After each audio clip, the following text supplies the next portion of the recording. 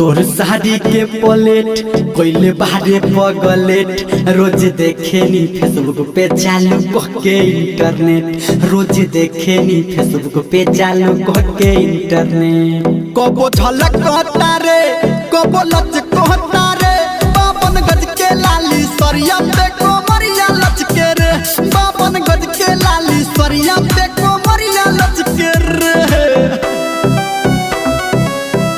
माँ Gayatri recording studio.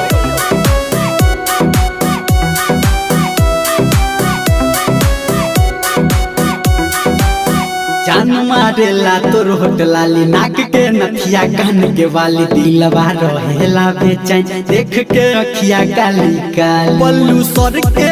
तो बना के भीतरी लौके रे बावन गज के लाली सरिया पे कोमरिया लचके रे बावन गज के लाली सरिया पे कोमरिया लचके रे।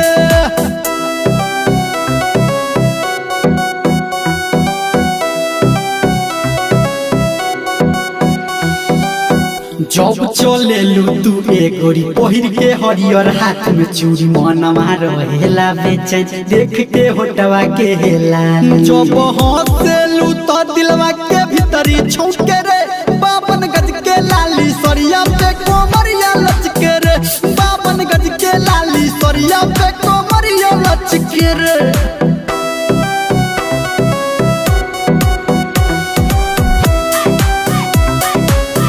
अभी आप सुन रहे हैं सावरिया म्यूजिक।